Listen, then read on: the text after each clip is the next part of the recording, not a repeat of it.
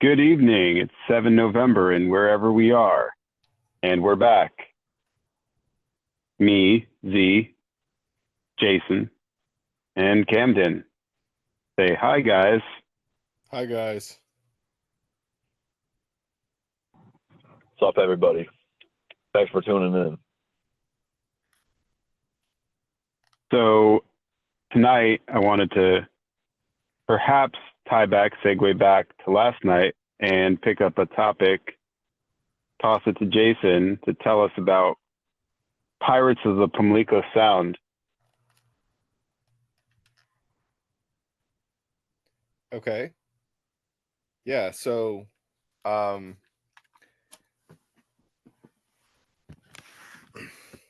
once upon a time, before the world became the version of itself that we're experiencing now, there were pirates of a different manner than there are now. I mean, of course there's still pirates out there, but we're talking about like wooden Who, shit. Houthi rebels, Yeah, Yemeni pirates. Yeah, right. But those guys pirate usually people. they just get shot a lot now. Uh, Back then, pirates were like a force to be reckoned with on the seas. And here in Carolina, there's a place where it's like the Pamlico Albemarle area, like called, we would basically refer to this area as the Inner Banks, which is like It's in between. really the Albemarle is the major, but Pirates of the Pamlico Sound has that alliteration, Yeah, so I went with it. sure. But that's all for our viewers who are unfamiliar with that geographic area. It's all kind of one big area. It's kind of all like the same essentially. Just the inner banks, like in between the uh, mainland of Yeah, North, yep. in between I, the I just mainland. have to say I love how you're evolving your storytelling capacity. Yeah. So we got the mainland of Yeah. North So Carolina. everybody knows. I would just say everybody knows. You brought it there for a sec. Everybody knows who knows this famous sort of culture of the OBX. It's to the point that Netflix made a whole series about these people like to go inland to Chapel Hill and get their things at the fancy shopping consumerism place, but they all like to live in this famous area, if you've heard of it, called the Outer Banks. So the Outer Banks is effectively a large sandbar that comes down, that begins in the south end of Virginia Beach, Virginia, called Sandbridge, and it goes all the way down until it hits the southern end of North Carolina around Moores Head City, and then it effectively becomes regular land that reaches the coast down to Wilmington, North Carolina. But the north of Moores Head City, it's very strange. I'll let Jason come back in on that in a sec, but that's the outer banks of these three sounds, the Kurdic Sound, the Albemarle, and the Pamlico. And it's famous. Everybody who's looked into it or ever done a tourist trip over there knows about the Outer Banks. But what's more eerie and more interesting to us than the Obix, everybody has these bumper stickers. The Outer Banks is the Inner Banks, the Ibix, much less referenced. So please continue. So this area um,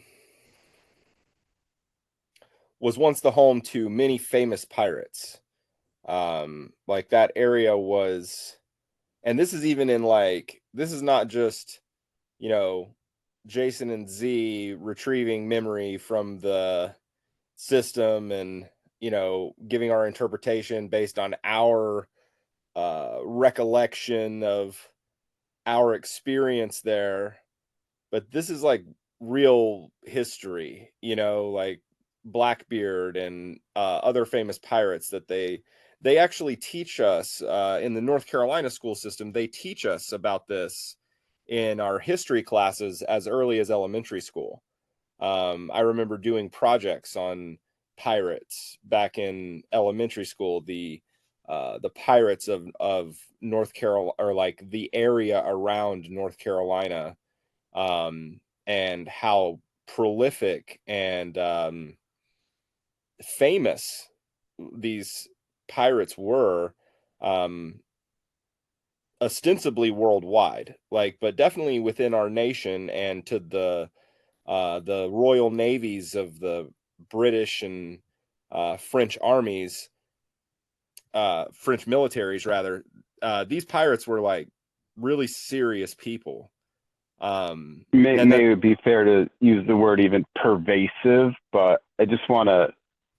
There's an idea here, you know, the famous line that we have enshrined from Winston Churchill. Not that it needed him, but people know it that way. From the victors write these tales, these histories. So whatever part of this that got out ahead of it and made the official version kind of wrote these guys, these pirates, as villains, but maybe that's not really correct.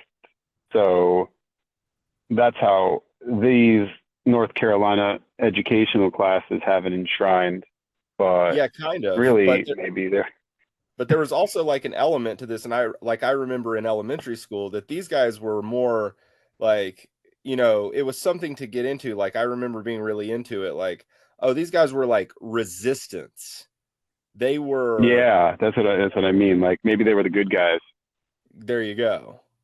And not. But they were definitely pests. Yeah, they were not portrayed as the good guys, but even in my like young, like my little boy mind, or like my, you know, adolescent 8-year-old mind, I'm like, oh yeah, like these guys were like, you know, these guys were like Rage Against the Machine, you know, like I always had that like sort of attraction to that type of mentality anyway. I was like, oh, these guys, like, well, there it is though. There it is from the system, you know. It's like hinting at the little boys, like, these are the cool people. Like, that's right, you know, just from how they're dressed, how they're moving out there. Like, these are the cool people. You want to be a pirate. Are you a conformist? You don't want to be the you don't want to be the stuffy red coat, right? Yeah. Are you the conformist, you know, French royalty and, you know, British royalty, you know, and their military and their stuffiness? Or are you a fucking pirate, bro? You know, like, are you out on the high seas, like, you know, resisting? And I actually even remember this from school, like in the textbooks, that these pirates were like huge benefactors to the colonists. The colonists, yes, exactly. Yeah, I was gonna say the alternate 3 of you saying French, British was, are you a burnt out colonial farmer? Right. Perhaps you should join us. Like, yeah. Here's some gold. You're cool. Keep on colonisting. Yeah, you're doing well. Here's some more gold. Right. Curious. Yeah. We should come back to that after we do the storying here. Like, where was that gold? Who's gold? What is that? Like, that's going to be interesting. We'll cover that later after. But they were definitely bringing some plunder, booty, or was it just a transference of currency from somebody who wanted to fund these ragtag colonists? Anyway, we can come back to that. Let's get the story going. Well, yeah, I mean, it's like it's like the Robin Hood, you know, general theory application, right? It's like, oh yeah, we just plundered the shit out of the British Royal Navy. Like, let's give it back to the people, you know? But yeah, so anyway, I mean, I guess, like, I mean, do you want me to talk about like how I'm pretty sure I was one of these pirates? And well, there it is. There it is. Is that where you're trying to go with this? So, okay. Well, I didn't know where I was going with it, but I did just realize maybe I should get it out of the way. So we look a little bit deeper even into the conventional history because there's so many beautiful vectors I see in this. But immediately, when here's a conventional notion that we're all fed from maybe third grade, fifth grade, social studies, and then middle school civics, high school U.S. studies, and these assigned courses of these tales, these indoctrinated tales. But maybe it's different than the conventional way we've been shown, even if you just look a little deeper into sources that are not too hard to access. So, but here's a zoomed out frame. Here's what we have crammed into our skull at the March in a Line robot school, that allegedly some well-meaning individuals with hearts dedicated to coming to a new land to pioneer new ventures, and they're ragtag farmers clearing out their 2 acres through their life, attempting to find some land, to have some food, to feed their families, get the local tanner and the cobbler and all the things set up, the systems to survive and thrive if possible. And then they also need to fight, conquer, battle, decimate the largest empirical superpower in the world? So a bunch of ragtag farmers who are fighting to survive, mostly fighting with their trowels and rakes and the rugged, rocky ground to give them sustenance to support their families. They found munitions and other supplies and resources to knock out the most powerful military apparatus. But we believe that. We believe that just by sheer will and rugged tenacity and fortitude, they did it. Well, there's a little bit more to the story if you look a little further, even in conventionally accessible sources that are just a couple layers deep. So the reality seems that surface level Disney written story. It's just like an underdog story. Everybody loves the underdog, Camden. That's right. But what it seems, if you look a little closer, is they were actually being funded by the Chinese royals. The dragon families were, okay, so let's disabuse ourselves of Disney childish notions. Even if we take a conventional look, a flow chart of the world, well, see, if we go back to what? Moors, if we disabuse ourselves of some rather euphemistic notions about the Crusade era in the conventional, at least according to the conventional story, gets a little dicey for some people, but an idea whose time has come to be heard. We're about there.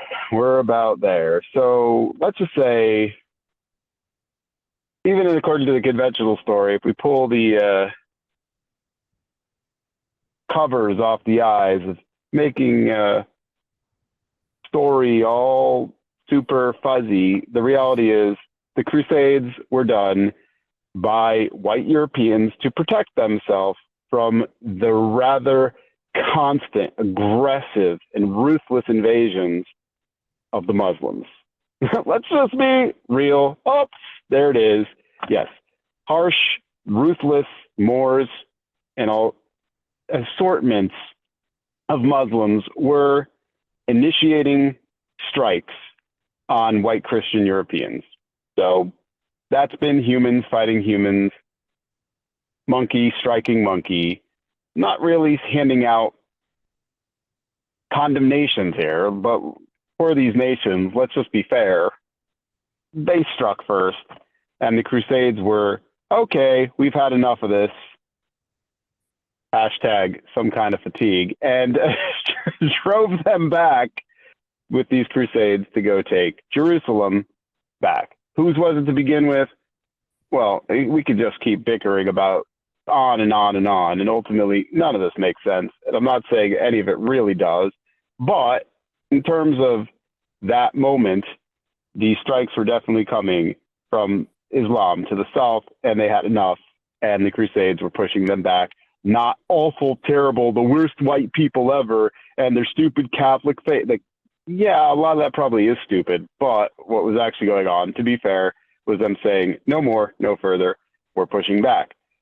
So once they had these routes cleared, and it was happening before too, but those Crusades started moving the Europeans in a direction where they got the land bridges down between Europe, Asia, and Africa. And then they were headed out to China and India. So they started these trading routes. So lots of the currency of Europe, bitter, bland, destitute, was going into the pockets of merchants in India and China. And they were giving them colorful things, spicy foods, exotic, exciting things that brightened up life. So the pockets of the Chinese and the Indian, that South Asiatic area, they were getting rather full of gold and silver and all sorts of kinds of currency because the Europeans wanted the colorful, food enhancing, life quality improving things, textiles and all of it that they had there, furniture, all these beautiful things. They were getting rather well endowed with funds down in China and India, excessively China. So then the flow chart swings around, and now you've got China funding these radicals on the east coast of this new land to fight the people who put the money in their pockets. Rather interesting, and further highlighting the human irony of the play of characters that's going on here. So there is a little flow. These Europeans had this position in their castles and whatever, tied back to the castles from yesterday. Now you got these guys who want to defend their land. They push back on the invaders. Then they open up the trade routes. They're trading over there with Southeast Asia. And now Southeast Asia starts funding some breakaway colonists over here to go take out the people who technically were putting the money in their pockets over there. Meanwhile, some other pirates were moving some other people, obviously entirely from Portugal, across the sea to do some other transactions, but those are not tonight's pirates. We're not talking about those pirates, but that's the background to the story around, 1650, really, well, like 1678 or so, moving toward the 1740s, and the story here in these sounds in the Inner Banks. So these guys who were playing the French and quite a cute play, right?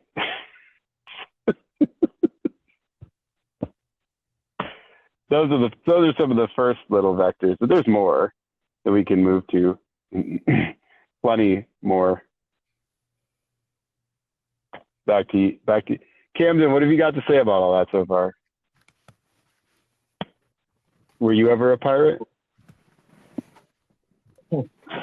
I'm not totally sure, but I do. I'm not fully sure, but if I'm not mistaken, I believe the Chinese sent some money to the colonists to fight the British, didn't they? That's what I'm talking about. They funded the so-called American Revolution.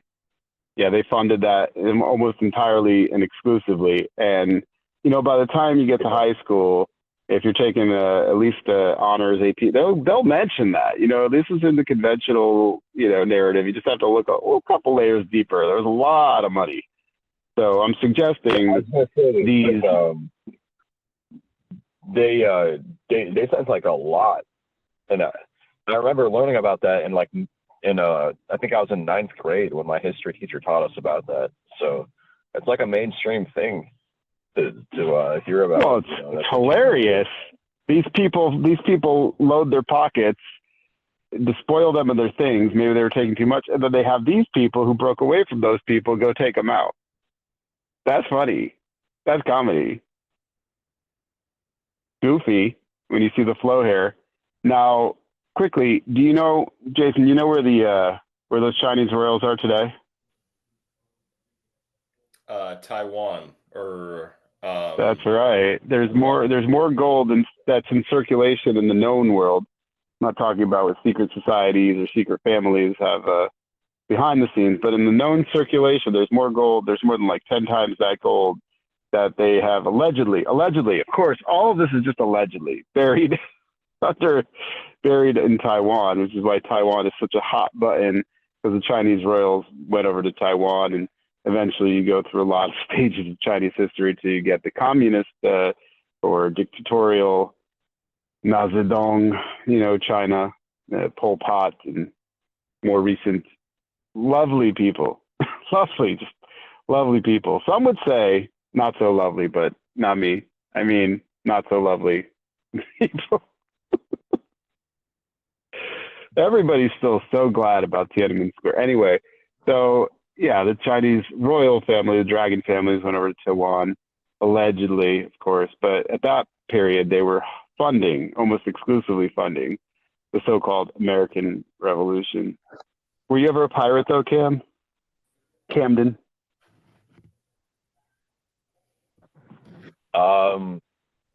Again, potentially. Would you want to have been a pirate? Like, is that like, or would you want to have been standing there, rank and file, shooting your musket, pointlessly? I mean, I don't like seafood, man. And they ate just like hardtack, which was just like wheat flour mixed with the bread that like kind of sits until it dries. I mean, it sounds kind of shitty, to be honest.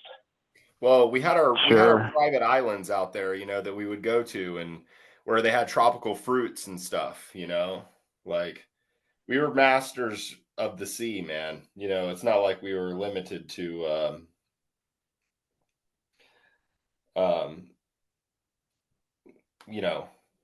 anything really. Like, I mean, the Arctic Circle, the Antarctic Circle, Well,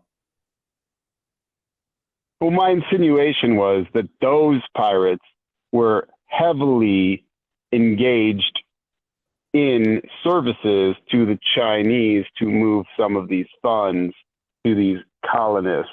That was my supposition and insinuation there. The implications, well, there's many implications. So I'm not saying that they were Chinese pirates or that the Chinese had command of them, but their services were rendered. It would seem that their commission was to move the funds in and out for them. Curious thing would be, who are these pirates and where did they come from?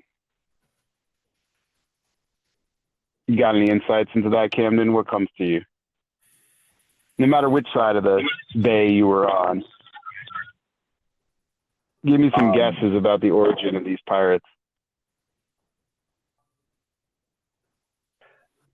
I would say it depends. I mean, I'm not trying to have like a cop out, but I would say it depends massively on the time period you're talking about.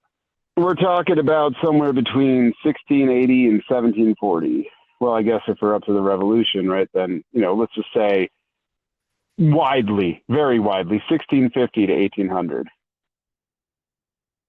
Okay. I mean, if we're talking pirates on like the in North America, I would guess that a lot of them would probably be like Scots-Irish. Ethnically. You're saying that from the islands over there, huh?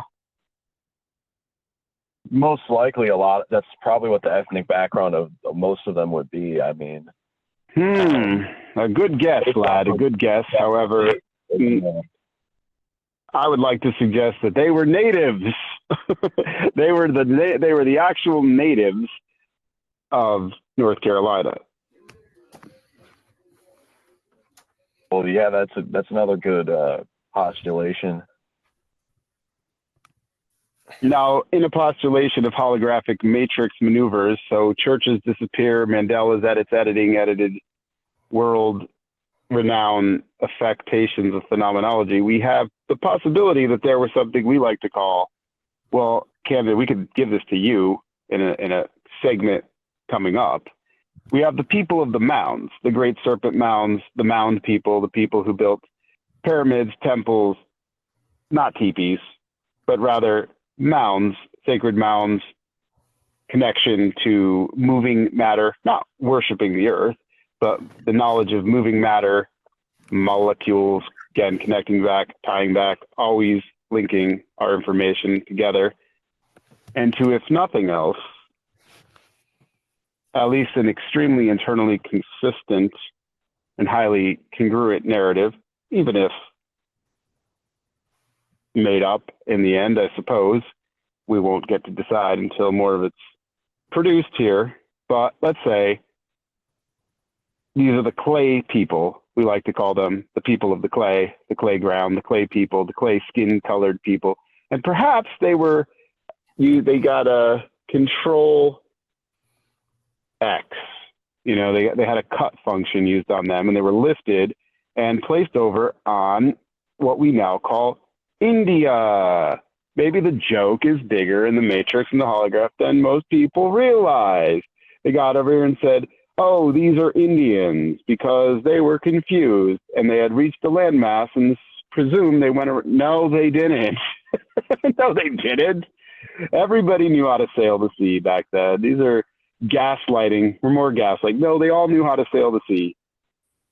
They all knew that they couldn't go around it like that. And so they were just expecting there to be Indians there. Indians, you know, people with clay-colored skin.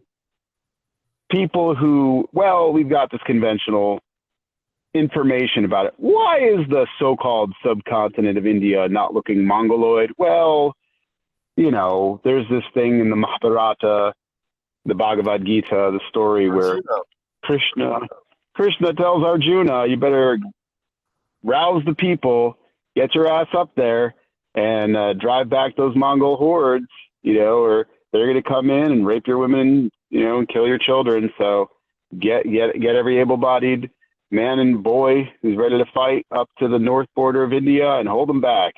Kashmir, Jamal, Lakka, all the northern provinces, Pakistan, get up there and hold them back. And they did, right? They did in the story, you know, with Krishna's help, of course. Obviously, Krishna and Avatar, Vishnu, you know, they held them back, right? So, okay, story. But let's say, once again, this is like Rocky and Bullwinkle, the old cartoon, Jay Ward cartoon, Fractured Fairy Tales, retelling the story. How about no? Because now we have all this information that collides, right? And you look at the philologists and the linguists, and they're talking about the Indo-Aryans. It gets weirder and weirder. Caucasian mountains. Those are white people? The Caucasus Mountains? Those people aren't white. That's in Turkey.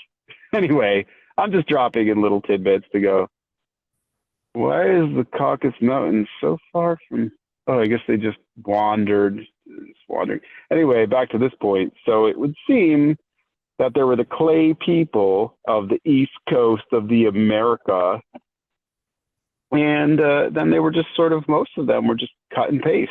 They were just dropped over there to make the subcontinent of India. So most of them, at least their bodies, now the consciousness that load up in the Hindus over there and the Sikhs, like that, yeah, they got a lot of depth. They've got a lot of information. They've got a lot of problems. But I'm not saying that those programs that are now in those type of bodies are the same consciousness that inhabited them when they were over here. But let's just say this is the real story, or maybe, perhaps, there were supposed to be Indians over here, clay people building mounds. And some of the story, if you lift some of the sediment off and you do a little bit of excavating, archaeologically speaking, you'll see that we have these really hostile, wild, scalpy bunch from the Cherokee to the Apache, Mohawk, Iroquois. And if you look one level deeper, wait a minute, just before them, there are perhaps some more settled people who were introspective. They weren't just running around scalping stuff. You know, you have the stories even down, I know intimately the story of the Muskogee Creek, allegedly around the Etowah, you know, down in Tennessee, Georgia, and then the Cherokee kind of started taking them out. Allegedly, of course. But whoever it is, and if that's not far enough back or clear enough to the point, there was a group before this group who built mounds and were attempting to connect with dust and dirt and air and fire and wind. And that's sort of the residual trickle down that was picked up by the ones that we have record of, and their shaman and manipulation of matter and those kind of whisper secrets. Probably weren't theirs, but they got them as much as they cared to retain as more hostile people who were doing the tug of war, my land, your scalp, my teeth, my bones thing from the previous people who were more interested in connecting with the wind. So perhaps some of them were a little more audacious and tenacious. And even after they got cut and paste over there, they said, we could build boats and we can make transactions with the Chinese and we can get back to our native lands and make a stand, or at least make some money. Fair enough, Jason? Yeah, totally. Yep.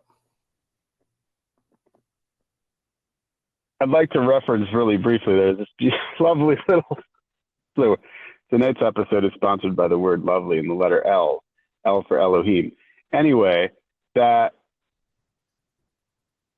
Merry Melodies, Warner Brothers, Looney Tunes, whatever they called it at that point, with this pretty well-known episode where Daffy Duck shows up and he's entertaining the audience in his imagination, and he keeps getting little prompts for scenes. Oh, okay, it's this, it's this. But then as he locks in, it gets erased, and how to do what.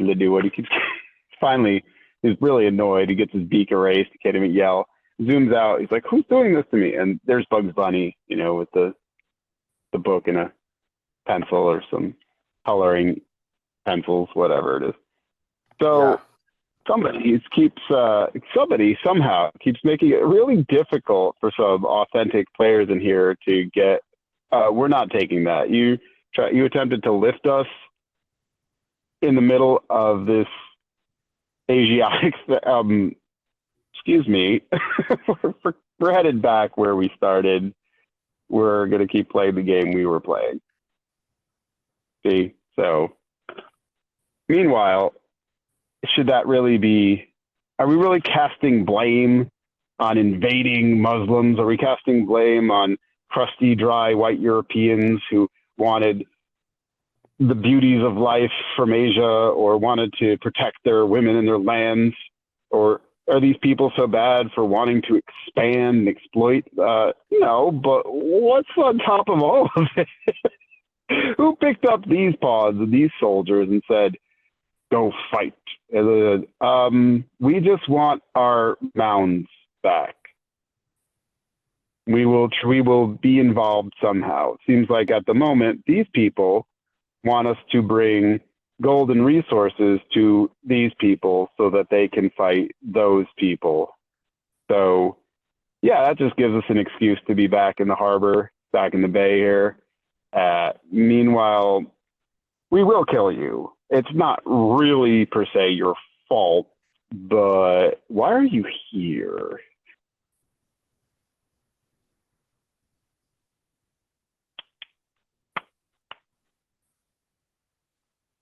Do you have any particular memories that come back to you? I mean, I'm sure you do. You have any that are shareable bits, Jason? Yeah, I mean, you know, that was one of, you know, I remember when we first met and we were talking about this stuff, and I was talking about, you you know, how much time I had spent in meditations, like trying to retrieve experiences my soul had as other characters, you know, and we started talking about this almost immediately when we met each other. It was like, and I started talking about being a pirate, and you're like, oh yeah, pirates, yeah, you know, like, you know, that was a good one. Yeah, I remember that cycle. very excited talk, you know. We're like, oh, hey, you, hey, buddy, yeah. You remember that thing we did? Yeah, we almost had these motherfuckers back then, but they were like, oh shit, these motherfuckers almost have us right now. We can't have that, you know. So, well, I don't know if you know about this, Camden, but have you ever heard any theories about who George Washington really was? Have you ever heard these? Actually, I'm not too familiar. Adam Weiss. So interestingly enough, well, that's not good storytelling. Sorry, I'm sorry. Okay, if you would have answered, No, it, Sean. Okay. No. You gotta. Okay, so now as I'm storytelling, we're gonna talk about storytelling. Rewind. Now, did you hear what Jason said? Please tell me you didn't. I heard Adam. That's all I heard. Good, Adam the First Man. Okay, not really, but let's build it up, Jace. Okay, so if this period allegedly is like 1770s, right? You know, maybe a little prior, you know, and then George Washington, he's the man. We're gonna step on some toes here, you know, like we're just saying it like it is. Again, I'm not really condemning any nation or any people. There's just looking for thematic patterns. Okay, guys, everybody relax. But anyway, so let's look at this. So what? Yeah. Anyway, so there's what's going on in Europe? Okay, backtrack a little. Okay, let's backtrack a little. See if we can all attempt to land in this conversation. It's great. I mean, I don't even know how I got this prompt of pirates, but it's beautiful. It's a lot of things here. So if we take a look, we'll clarify some boundaries. You know, we have some brackets around the idea of generations, Gen X, millennials. You know, these are 15-year generations. That's how they've locked and loaded them in this world we exist in now as the pattern. But let's use that, you know, about some cycles. We can get into more just definitions of the bookend soon, but let's leave it open for now. In the conventional story, you know, we're kind of looking at something sort of like reloading your PlayStation game. You know, you got some saves, Xbox, whatever, your particular console of choices. You know, you load your game, save your game, restart. Okay, let's just leave that out there for now. Now, you have John D. You know who John D is, Camden? John D. Rockefeller? No, that's his last name, D-E-E. John D. Oh, I think I have heard that name before, but okay, if we're talking 1500s in the UK, in Britain, 1500s British Empire, the guy is credited with the founding of two organizations, the MI5 and the MI6. So British intelligence to the crown, British intelligence for the country. And that is the distinction between them, for those of you who don't know. And also getting the names Majestic, etc. These lead to later utilization by Germanic Anglo peoples with monarch programming, or later German MK, mind control with a K, monarch, majestic, majestic 5, majestic 6. That was the MI6, MI5 to the crown as intelligence, the crown intelligence to the empire of Britain. 1500s, John D. This is all going to be a through line, back to these pirates, back to some ships, back to who's in control of the money and the power. So John D. was a high occultist and secret society member who left us with many strange or defining statements, revealing statements. Anyway, you can look up more about John Dee. 1500s, British high class guy who started these intelligence services. What, Camden?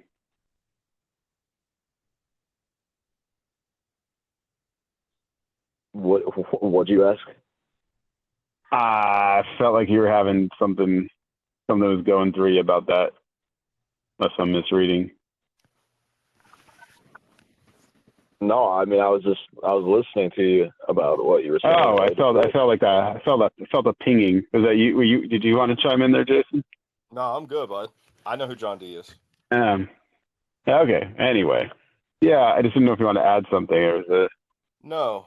Anyway, so we have this situation where allegedly, if we look we're zooming out a lot more now, that this banking, I mean, obviously every pattern can be regressed further, but this banking seems to have a starting point, not the starting point, but a starting point in Babylon. Babylon bankers, Nebuchadnezzar, that passes to Persia, that passes to Greece, that passes to Rome. This is the classical progression in classical history, allegedly. And in Rome, that eventually, of course, as Rome falls, it transfers to the Catholic, the Universal Church, Ecclesia, and the Vatican becomes, eventually I believe it's Pope Innocent III who made the claim, unrebutted claim at the time, that the Catholic Church owned every soul in the world and got it because nobody objected, who even knew to object. And since such a bodacious claim had not been known to have been made prior, I'm sure it was in other cycles, but this is the story anyway, that it stood until, so they were utilizing at this time, 1500s, 1400s, late 1400s, they were using the Spanish for their military utility. So that was a combined force, Italy and Spain, well known. And they're out there with, what was, you know the name of that very powerful Spanish Navy? It was the Protectorate of the Vatican at Rome, Camden. It was a ship. You know, they talked about this one. This was a fleet of ships. You're talking about the Spanish Armada? Yes, I am. So what happened to that Spanish Armada? Oh, they got destroyed, but they were the most... Under the direction of the High Consulate, John Dee, the military was specifically sent out. The Navy of the Royal Empire, British Empire, was sent out to destroy, to decimate, and conquer the Spanish Armada. And they did. Now, we know that, but what's overlooked is the maritime jurisdiction, or the Admiralty law, meaning the law of money.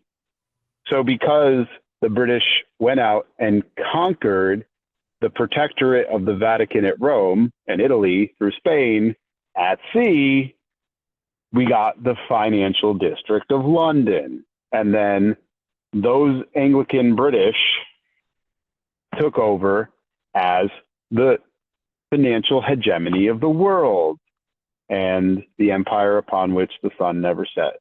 So that's next in this chain of the classical history, passing it down from the Vatican at Rome to this beast Babylon banking system, you know, that moves through the Venetian bankers that are interlocuting with the Vatican at Rome, and it then gets handed off to the financial district of London. Now you got the Dragon families funding these breakaway radicals, these rogue colonists. They take it from them, and they become the world super banking power at New York City, vying for status as the capital of the place between New York City and Philadelphia, Pennsylvania, and eventually Washington, D.C., right? You're tracking here?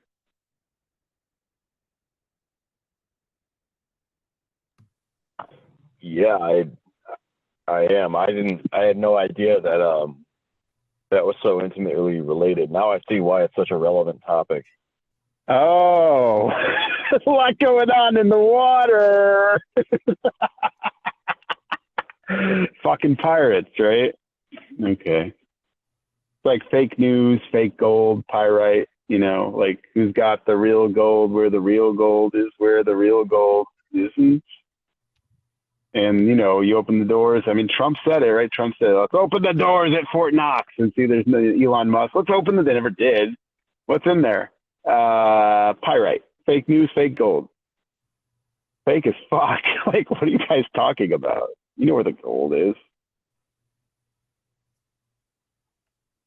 All right, so now go further. What we got, conquistadors in the southern part of the Americas. I mean, we don't really know where these lands are, but allegedly on the maps they give us, the moves we make, you know, you kind of go down, south, probably falling on planar discs or something tectonic like that, but allegedly anyway.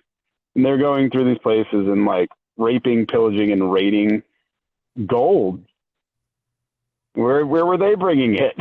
To China.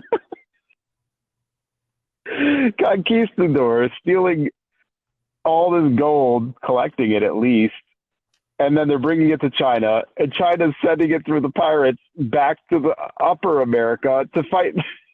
Is this picture getting clear? Okay. You see what I'm saying? This is funny. If you were zoomed out, max zoom out, and you're just watching these units run around the game board, this looks a little goofy, doesn't it, at this point?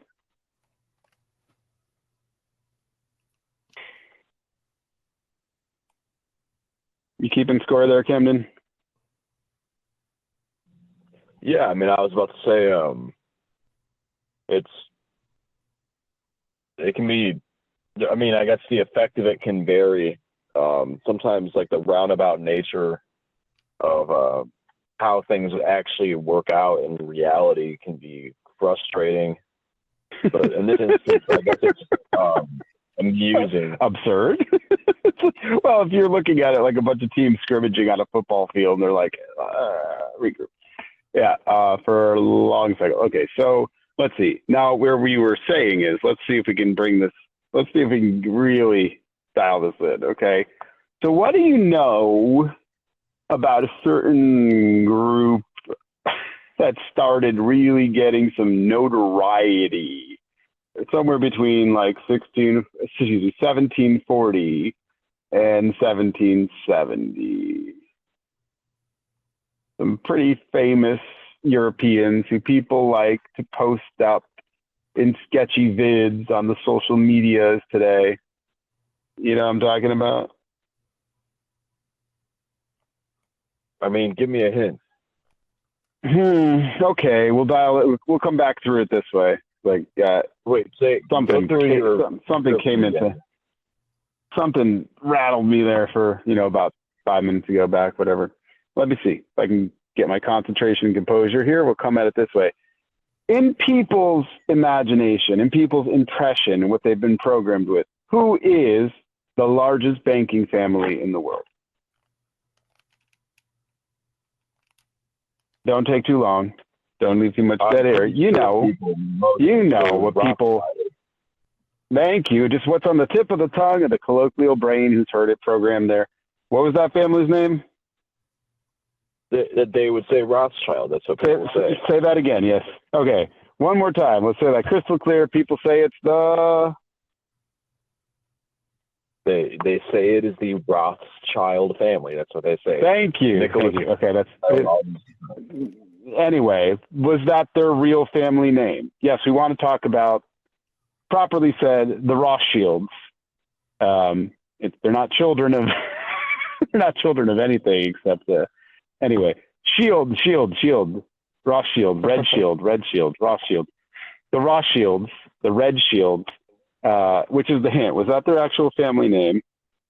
Do you know their real family name? I do. I do. Go ahead. Tell them. Bauerberger, right?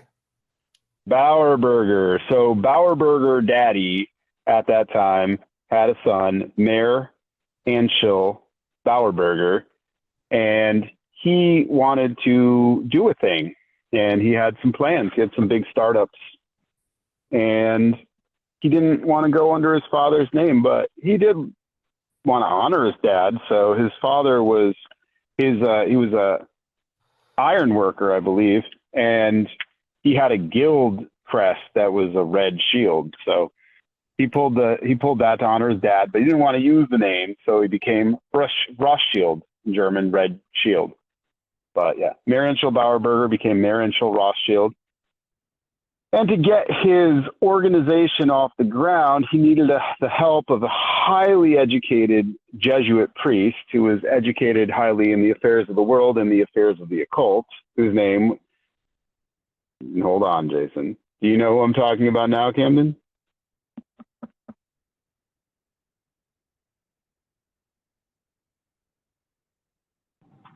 This is the atom. This is the atom that was thrown out there that Jason said the name.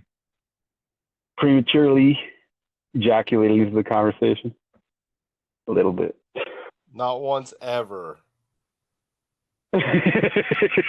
Jason. Oh, Yeah, right. All right, tell him who it is. What's his name? His name was Adam Weishaupt. Adam Weishaupt. You heard that before, Camden? no, I've never heard that name. He Really? is credited with starting. He's credited with starting. Now this is Jeopardy. Is credited with starting what conspiratorially labeled world-renowned organization? You have to say what is. Thank you. And now, Camden, please, can you please tell us the correct name of the organization that Adam Weishaupt and Marienschel Bauerberger started? What is its proper name? Today, people Which leg of it? When you talk, are you talking about the clownishly and clumsily call it the Illuminati. But we'll talk about what that kind of illumination really means. But the organization actually started by Adam Weishaupt, a count of the Freemason order, and Marienschel Bauerberger Rothschild. What is that organization actually called? Jason, what is the Knights of Bavaria or the Seers of Bavaria? What is the Seers of Bavaria? Yeah, that's right. Yeah. So that organization was actually called the Seers of Bavaria because they were in Bavaria, which is southern. That's like Germany. That's the Czech Republic, right? Southern Germany, yeah, southern Germany, near Czech, near Austria. Southern Germany, very, very ambiguously, if they were, more German or more Austrian. But the Seers of Bavaria were very Austro-Germans, and they started this organization, and they were working hypnotic, trance-based propaganda and financial redistribution. So there are 12 standing legacy families, and in every cycle, they seem to want to get their startup. Who's going to be, which is why I said, in the popular imagination or impression, the biggest banking family is the Rothschilds. They're actually not. They're the lowest on the totem pole, 13 families, because they're out there. They push them out there. Who's going to be the startup? Oh, you, Bauerberger. Yeah, I'm going to go for it. We're going to be the ones. And they made a whole load of money. What was their big catch? You remember how they did it? There was no internet, It's open. You remember what they did to make their big fortune? They loan money to governments. They, well, yeah, but they made a certain wager that earned them their fortune. Yeah. It was something about the collapse of, gosh, what was it? It was like a war. I can't remember this story. So the son of Mayor Nathan. It was Jacob, right? Or Nathan. Nathan Rothschild. Nathan, yeah. Nathan Rothschild was dispatched to London to allege that. Oh, you got it now. Yeah, the French War. Go ahead. You tell it. They alleged that Napoleon had won the war. had won the war, and they put it in the betting markets, and they put it in the newspapers, and they controlled the media, and they Everybody bet opposite of the. Yeah, he came in and made a proclamation. He won, and then bet opposite. He bet opposite markets. And that was how they were doing trading with the governments. They got their capital. They took all their capital and basically bet it on the lie that they had just spun and made a fortune. And that's how they got to be running for the other 12 higher families that started running banking for the financial district of London. And Mayer was very satisfied in his old age that his sons were about to control all the transactions of Europe. So that's how that got out the door. And then they were sponsoring the French and the British to come over here, and even to some effect, the Spanish are still, all these European powers are attempting to effectively stand up to the pirates, who were pretty open to working with anybody who seemed to further their agenda, whether that was these feather dress wearing folks who obviously were not Native Americans. Perhaps maybe John D said some Europeans over earlier that were undesirable. Is that too soon? Too soon? Anybody? Is that too soon? Jason, is that too soon? No, I'm good with it. Oh, You know okay. me, man. All right. So there was some. I don't play these games. There were some people who kind of ended up in Europe. Maybe it has to do with some prior statements made. Their skin might have been a different hue than the rest of the Europeans, and they were kicking them out. Get your black asses out my nation. They seem to be oriented toward chaos for some reason, and they went in like the 1500s. We don't want to talk about that so much. They were moved en masse over here. They consider themselves natives of this land. They're not, because the Clay people were, and they were the replacements for this cut and paste job. But yeah, and so now let's bring out some other facts, some interesting facts. These are things that are tricky. They trick the brains of our colleagues in the academic world, that when these philologists and linguists, they examine deeply Sanskrit, they've come up with this term Indo-Aryan. this profound connection linguistically and accent-wise between the Irish-Scottish brogue and the so-called Hindu Indians, the Sanskrit speakers, perhaps Brahmins, even though that's a funny one too. So, okay. So there's this odd connection between the Irish and the Scottish, Welsh, those people there, and the so-called people of the subcontinent of India. That's strange, how much ancient Gaelic and Sanskrit, and then it's later line up. That's odd. Permutations, variations, iterations. Unusual.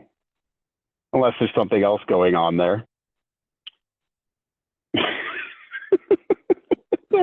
Okay. Right. Where are you at, Camden? Let's do some kind of recap or redirect. I'm flailing a little here.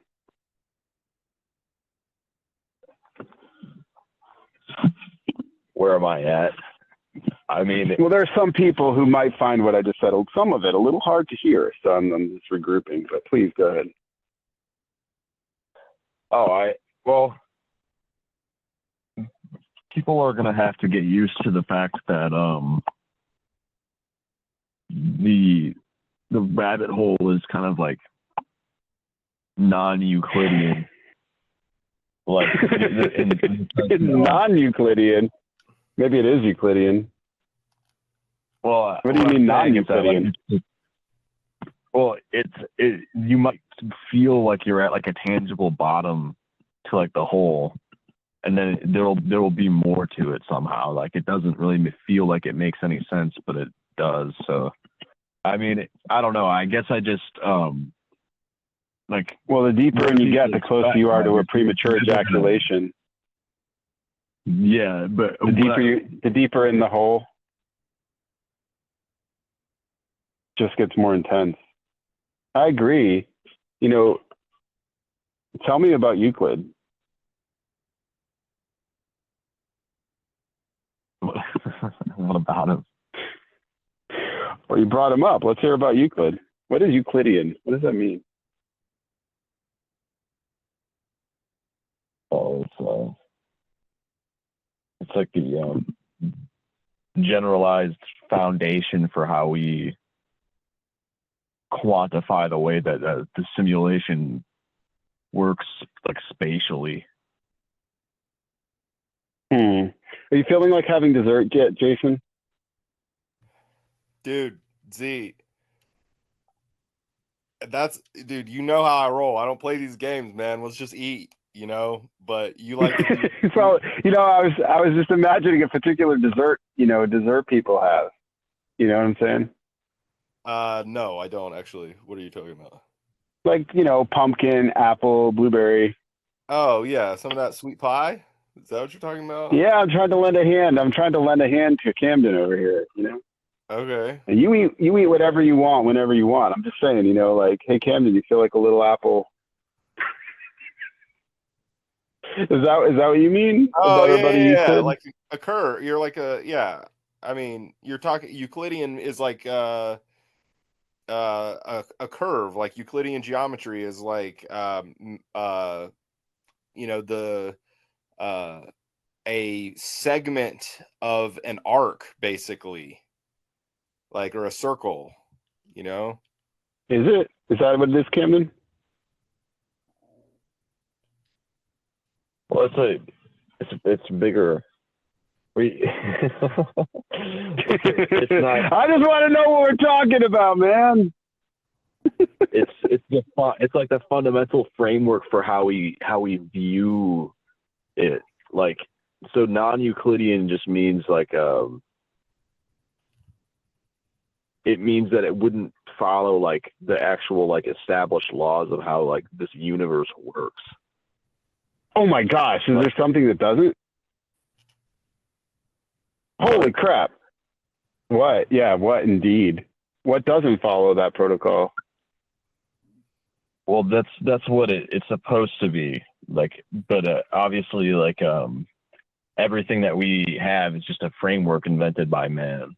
I don't know why. I mean, I wasn't trying to like segue the conversation into. No, I just want to use a really bad place gerund, you know, just be like, I am astonishment, you know. No, excuse me.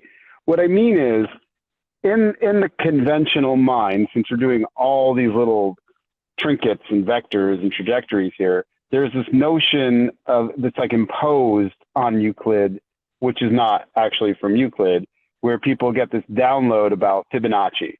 So Fibonacci was a real fuck up, and quite bluntly, Fibonacci was a political popularist who really wanted to numb out the matrix and get everybody to use this base 10 system so everybody could be dumbed down and numbed out. And a lot of things that are usually in the zeitgeist as Euclidean, they're actually from Fibonacci's imposition on Euclid. And so often Euclid gets brought in as, you know, how many do you know? How many places do you know, Jason? 3.1. I mean, it's like 3.1415.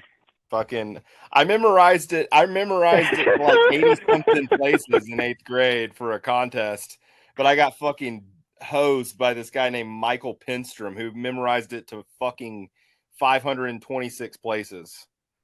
Yeah, Wow. he kicked all of Asperger's, our perhaps? Yeah, was he a little bit savant? Yes, he's a little bit on the spectrum too.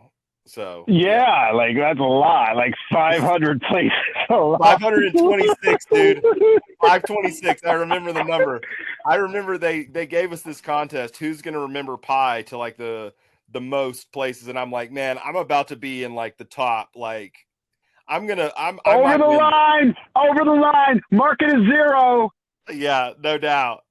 Yeah, he crushed us. This is a league game, Donnie. This is a Yeah. league game. I didn't try as hard as I didn't like put 100% effort into it or anything, you know. Listen, 100% of your effort wasn't getting you past 50. I mean, maybe. Dude, I did 80 something. I just said I got to 80. What? No way. Yeah. I didn't hear that. Really? Wow. Yeah. Wow. That's Yeah. wow. I dude, you know, I guess if you try to hear it like a yeah. I remember numbers really, really well. You know this about me. So I mean, yeah, I got 80 something places to pi. And I was definitely especially on Saturday and only in the driveway. DAD lets me. You might be a little on the spectrum too. Yeah, maybe. But ergo, 80 places. That's like, I guess if you were to train yourself to it more, like if you weren't your colleague there, you couldn't just look at it and remember 526, but rather you got to train yourself to it, you know, like doing it mnemonically, like a song, like the alphabet. That's exactly how or I lyrics did it. to songs that we, right. I sang it. Yeah. So that's more tactical and strategic than autistic. So just we'll give you totally. But yeah, that dude, he was something else. Yeah, like 526, I'm pretty sure was the number. 526. Just ridiculous. The fact that you you pneumatically sung yourself into 80 places is still pretty cool, though. Yeah, I mean, I feel like I did pretty well. Commitment. Like, because I was only going to say 3.3. I don't even do this right now. After my recent concussive events, 3.141592654. That's as far as I'm going to go for now. Yeah. But that's the point. Like, we're just going for now, right? In a circle, round and round. Some circle jerk, tug jobs. What? Like, okay, no, because the essence of what Euclidean geometry was really professing is, you got this Aronofsky producer, right? We got these movies out here in the common eye, Pi, Requiem for a Dream. What else to do? Mother, Noah, Black Swan. Yeah. Yeah, I know a guy too, but I know this guy, Aronofsky, did this movie Pi. That was really his breakthrough. And he, you know, buttressed that with Requiem for a Dream. What was that main character's name? The movie's called Max Cohen, based on an actual dude. Yep. And the colorful character of Lenny Myers. I'll put it out. Yep, you got me. You got me by a fucking second there. I'll put it out. Yeah, yeah. Lenny's on fire. He's got to put it out. He's on fire. But you know, Max has a hole in his head. Anyway, so you know, the thing is, the movie's called Pi. I don't care about the characters right now, or even the real life of mathematician Max Cohen, or the guy from Breaking Bad who plays an old Jewish mentor of Max's in the movie, or the corporation seeking him for his Pentium chip. But the point is Aronofsky naming the movie Pi, when the entire movie is the point we're getting at, is Euclidean geometry is based in phi, in phimatics, which is accessing the female alchemy of the nature of the world. So it's a mask in a mask. They call it pi, so you keep circle jerking round and round and round pi, when all through the movie they're talking about phimatics, about phi, the nature of spirals, and everything being an arc that both moves forward and cycles back. So we have real pattern recognition as there is evolving and progress forward through the cycles, but things keep coming back around. So we have some real phimatics there, the phi constant of a spiral. That was all I was getting at. So when we really say Euclid, we clarify Euclid's point. It's that everything spirals in here. That's all I was getting at, Cam. Not picking on our, you know, non-linear sense of European whiteness. Encrusted diamonds or something.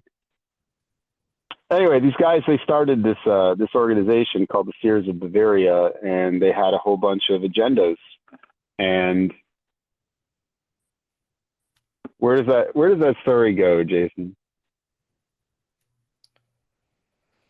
What do you mean? Where does it go?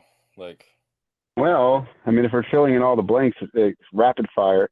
There's this place you're pretty familiar with Camden. You know, it's out there south of Russia, and then there's this place that's kind of a little west of there. Anybody? Xinjiang? You know what I'm talking about, Jason? No, I don't. What are you talking about? West of Kyrgyzstan, east of Georgia, the big one over there. Kazakhstan or Uzbekistan? There it is. There it is. Uzbekistan. No, not that. What he said first. Yeah, the big one. Now those guys became classically in 1800s Russia. You had the samurai trained Cossacks, right? The Cossack soldiers, the famous Cossack soldiers of Siberia. You know, but before they got their Estonian Russian designation, that used to be a different K name. I'm pretty sure it was called like Khorasan, right? Khazaria. Khazaria. Yeah, I was looking for it there. The place where, yeah, the place where they actually compiled the thing we call the Talmud, but yeah, that's really too soon. Anyway,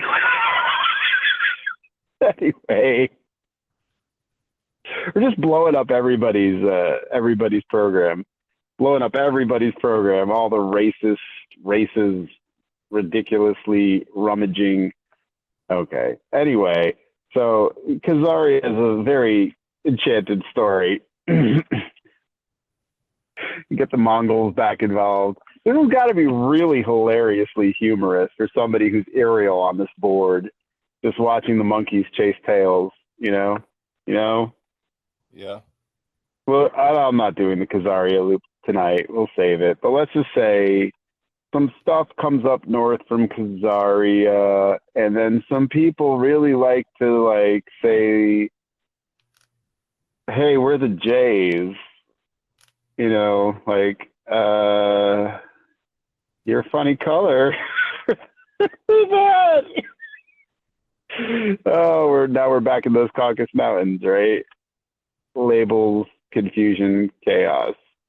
Tears of Bavaria, Stalin, and well, I was Big Lebowskiing, but I mean, hey, if it fits and ties back, right?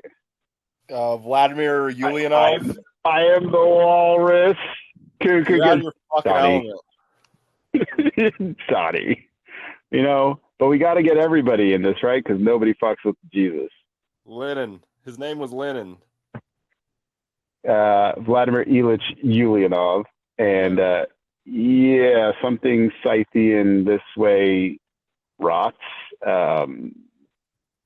If they were red children of anything, it was probably the god of war, Mars, Marduk, Ares, Aryan. Okay. Hyperborean, actual Irish, Aryan, Orion, you know, because over here you got Sumerians, and over here we've got we got Sumerians, and we've got Khazarians. They're kind of like them, but a little different, maybe cousins of the Aryan children of Mars. Mars, an Ares, Aryan nation. A little bit of column A, a little bit of column B, a little bit of column C, a little bit of polarity so that everybody's on at everybody. Anyway, so back to a long strand. Allegedly, Adam Weishtop came over to the America and played the George Washington. So there you go.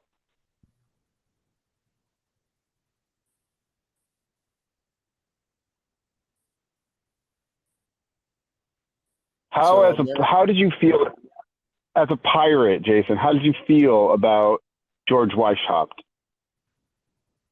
Adam Washington. Like thumbs up, Actually, thumbs down. you know, it's like I'm kind of neutral on that guy, really. Like, you know, you would think that I would be like, yeah, fuck that guy, but no, actually. And it's kind of the same way I feel about these people now. It's like, you know, it's like the whole thing of like this whole, you know, delusion of what real power is in the quantum reality. It's like this guy is just a businessman, really.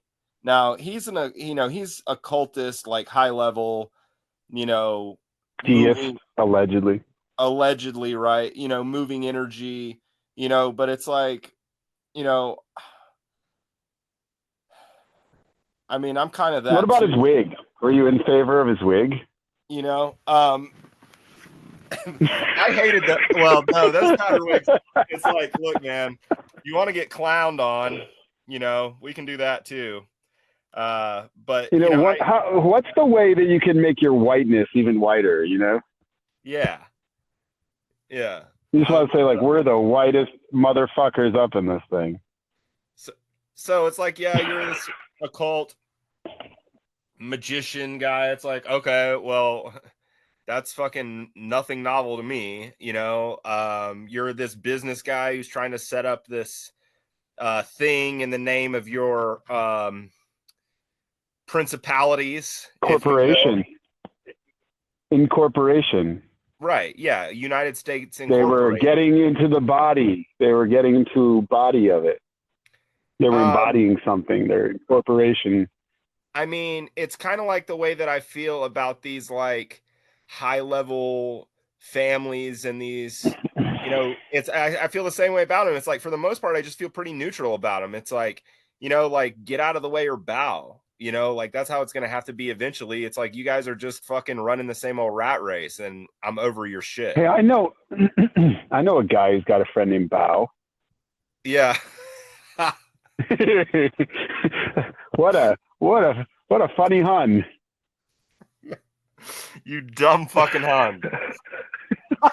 Excuse me? Excuse me? What? Excuse me? Yeah. Good one. Yeah. Honey. Listen. Honey. Now, I am as German as a Saxon ain't. Now, there's a lot of shit on these floors you need to clean up. Like, let's get to it. Hey, I'm walking here. I got a couple of differently oriented ancestors I can't speak to at the moment or account for. Tell me to clean the floors. I'm up here shining my diamonds. Yeah. But they're back here in the cow dung. Don't worry. Look at my shoes. It runs. No, I can't. So TOS. Tough shit. We got terms of service. Let's just tow it back in a little bit to the mainland. I got you. YouTube TOS. Yep. Tugboats. So as far as, again, you know, your question, how do I feel about Adam Weishaupt? Like, how did I? It's like, yeah, that guy, okay. Yeah. I mean, we already know what they're trying to do and they did it, you know, like, they were trying to wear powdered wigs. That's right. Yeah. What are you talking about, man? And I was really not I didn't care to stop them, you know, like, no, I mean, you know, the use of powdered wigs is, you know, you got to allow that. It's going to be a fashion statement. People are going to look back on it positively. They're going to look back on it with furtive brows. And anyway, do either of you know who Seamus Coughlin is? Seamus Coughlin, some Irish guy. I mean, I don't know. So Jason should know who Seamus Coughlin is because he met him, but he doesn't really remember. Have you ever heard of Seamus, Camden? No, I've never heard of him. So Seamus produces a comic, I guess you could call it. It's on YouTube called Freedom Tunes, and he's a Catholic, a very deeply devout Catholic, who is on the conservative side of the thingies. and he makes funnies on the liberal side of thingies. And Jason and I actually met Seamus Coughlin on a day in the last 2 years in Forsyth Park in Savannah, Georgia. You remember now? No, I don't. Jason? Dude, remember when we were going through Forsyth and we met all those Catholics? Yes. Oh yeah, yeah, that guy. Yeah. Okay, I would have never remembered that, man. Yes, I do know who that is. Yeah, and totally. Jason talked to a few of them, and I talked to Seamus Coughlin for a while because I knew who he was because he's a recurrent guest on Tim Pool's Timcast. I got it. I remember that guy very clearly now. Yeah. Yeah, I think I just spoke to him for like a second at the end. I was really kind of like distracting his friends. That way you could have like a real conversation with him, if I remember correctly. He was man winging me so I could have a networking communication. Yeah, totally. Winging. Which mostly involved me talking to Seamus's girlfriend, which... Wait a minute, not that kind of wing. Then I was winging. No, that's not like okay. No, anyway, I was not interested. No, no. And I mean, I'm not really. I had remembered you talking to some of the more diminutive people from his church. And there was definitely a girl there who was not his wife, who was also from the church, who was the one who first, I believe, grabbed our attention, and the guy with the slightly spurgy glasses. Anyway, so that's enough impressioning on people, but yeah, go ahead. For now, they were all very kind, so we're just. They were really educated people who wanted to talk in a very academic, have a very academic political conversation. But meanwhile, that must have been late September, early October of 2023. Yes, it was. Yeah. Yep. So Seamus Coughlin was on Timcast, or one of Tim's, I don't know that it's called that anymore, one of Tim's programs earlier today, one of his broadcast transmissions, and he revealed the source of his knowledge base and his heavy bearing. A father, didn't record his name earlier, and Father so-and-so is apparently a heavy hitter for some high-up dioceses of exorcising. So I wanted to bring that up way back in the beginning of this communica we're having here, back when we were starting about the pirates. So okay, I mean, there's this very staunch tradition of priests, of the Catholics, who do exorcisms of possessed people. So, they still hold on to something there in Rome. And I mean, I'm just wondering how they might feel about pirates.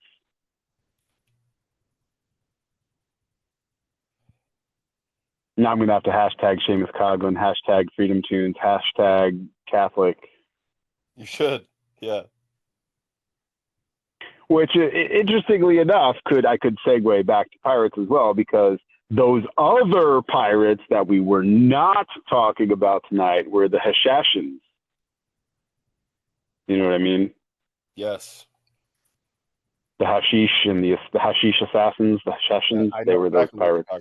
Yes. Those other pirates who moved certain people from Portugal. Yeah. Yeah, those guys and those guys and those guys and these guys and those wise guys over here. So, some kind of turmoil came of that, they say. I don't know. Yeah, turmoil in terms of service, but you know what I mean. All right. So anyway, so who did you really not like? Who were you really like? Ugh. When you were out there in the Pamlico Sound, you're just like, who was it that got you? Like, screw that guy. Oh man, the Royal Navy, like those guys, the Brits. They really kicked your rudder, huh? Yeah, they kicked your rudder. I mean, it's not like burned your mast. It's like anybody from like I say, we're talking about like all the high level people who are just like I'm just a puppet for an entity, you know, like that's like whatever, you know. I mean, that's just going to do what it does. But it's like there are so many of these guys that we interacted with who were like just standard red coat yuppie motherfuckers, you know, who have never fucked a girl right in their entire lives, correctly rather, in their entire lives. But they also believe that they could probably write the manual on the sexual intercourse. Right, yeah. And they're just like, they're I essentially, am the authority on coitus. they're Step one. they're just yuppies, man. It's kind of like the same thing now. They're like just average Remove Joes, your hat. Step you know. one. Remove your hat. Yeah. Probably remove your hat. Shoes removal is optional. Optional. Preferably take her clothes off. Yeah. Just an idea. Or at least forge a hole somehow in your trousers. She will not approve of stains on her knickers. You know, so it's like those guys. Like, it's just like, dude, we're doing the cool thing here. And you guys could be cool like us, you know, but you're not, just not, you know. And but I want you to have that opportunity. And it's kind of annoying that you don't just like jump on the cool train because you're really a fucking dork, you know. And the whole there's just too many strings attached. yeah, maybe. I mean, right? I mean, but that's the And a same ventriloquist master. Yeah, but man, that's like giving them too much credit, man. They don't deserve that. Like, no, like that's like I mean, when saying you said that you were a master of the sea, were you referring to the sails, the masts? I should have used the word expert. Yeah, okay. So we were expert sailors, you know.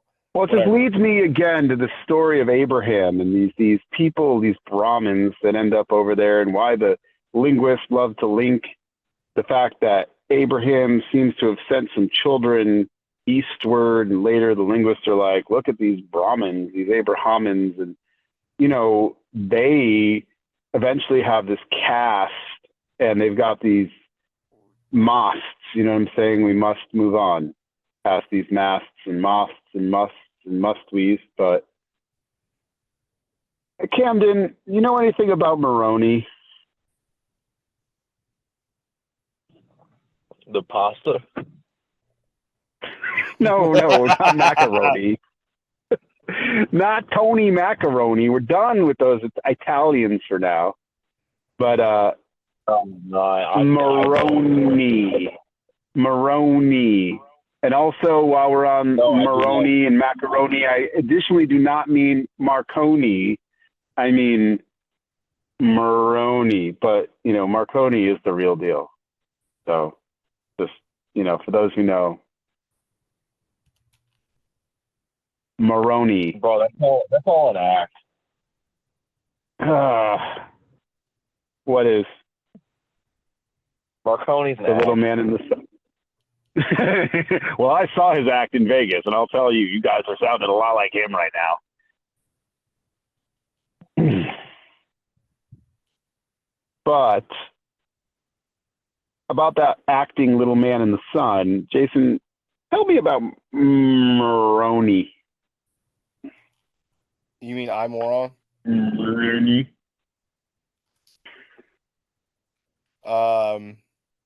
You know, I don't know a whole lot about the Mormon thing. Come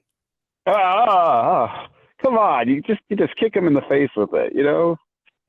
I moron. I don't know anything about I moron, bro. Like, I mean, it's not really. No, if you know, like, okay, so, well, I know Moroni likes to Brigham Young.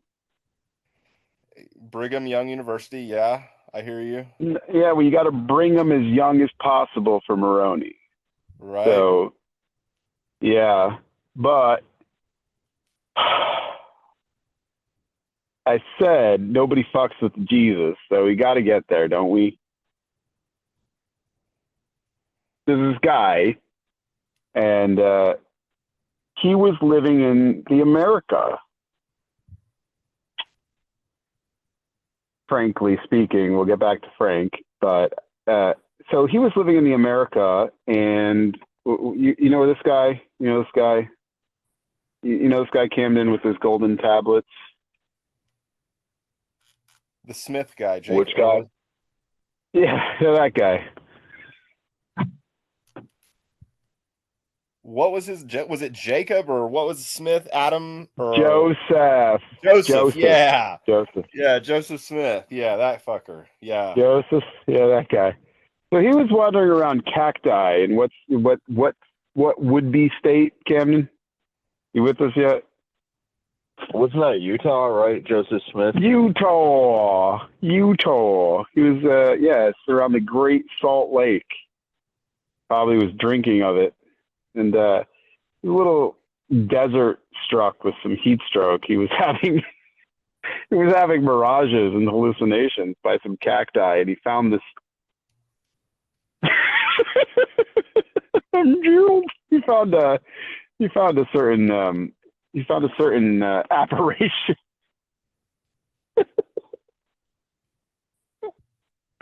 Somebody should have covered that guy with some deeper snake mounding. That's all I'm saying.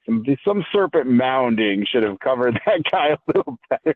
So Joseph Smith would not have had the misfortune of coming upon. Oh, help me, Jason. What am I talking about here? I don't know, Z. You know, like you kind of just. Oh man, come on! Who was laying around that cactus for a few thousand cycles? Oh, you're talking about Shimmy? Yeah, Joseph was out there just looking for a connection, and well, it's like a retell of the Paul story. You know, it's like, yeah. You said it was the knockoff retail Paul story? Yeah, that's about right. Yeah, pretty much. Yeah. Retelling. Yes. Recast my tale. That's it. Well, let's just say Joseph Smith was out there for some reason, maybe attempting to go on a vision quest, and oh boy, did he got one. He found something that had been laying out there by a cactus for a long waiting period. This guy's pretty good at just like laying around in Utah. I have been in this position for 18,000 years, waiting for you. Cycles, actually. I've been just standing here. I would like, therefore, I would like to give you the precious, these golden tablets, Mr. Schmish. This is the new prophetic revelation, specifically for you, my brother Joseph. Now I will reveal to you the secrets of Moroni, a little man who lives in the sun, and he is your God, an angel, and you go tell everybody that you saw me, is me. You see me, is me, am Jesus. He is Jesus. Is good. You take these tablets, and with these tablets you shall go forth and you do it. You tell them you are the first saint of the Latter-day Saints who haven't seen the face of Jesus, but is here. Go on your way now. Woo! Yeah, let's just say whatever that term refers to, that was not Jesus.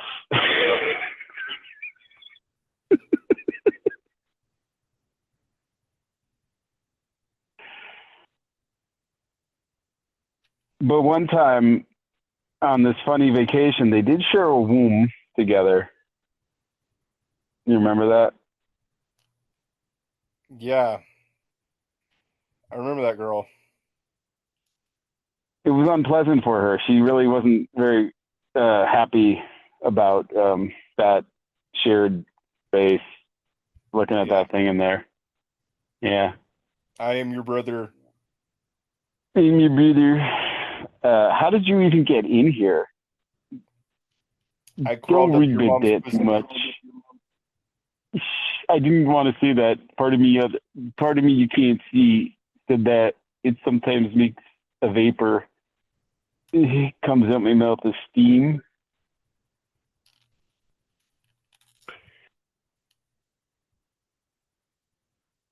How you doing, Camden? I'm good. Are we drowning? Are we drowning tonight, or can you want to help us swim back up to the surface here? Pull us to land, Camden. Pull us to land.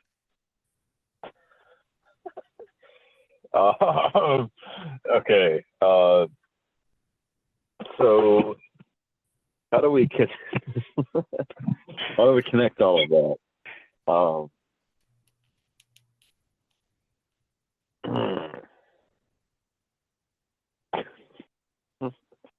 So maybe. Okay, I mean, You have 18 minutes. You have 18 minutes. 18 minutes for what?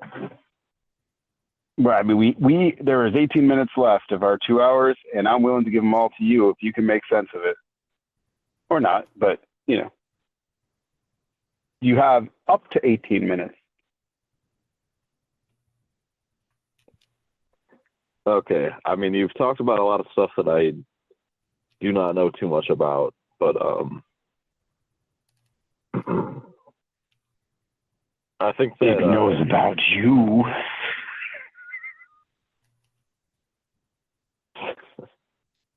the Michael, row our boat ashore.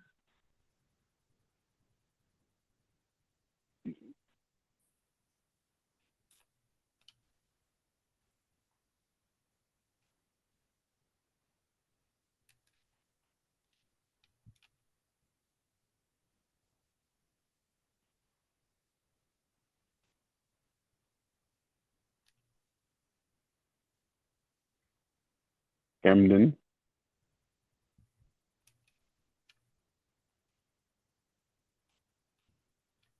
yo.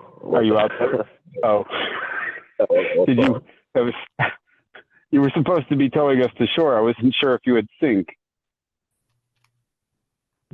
No, I mean, you were like, I don't know what you were doing, or singing or something like that, but I was just singing Michael, row our boat ashore. Yeah. Okay, that's great. So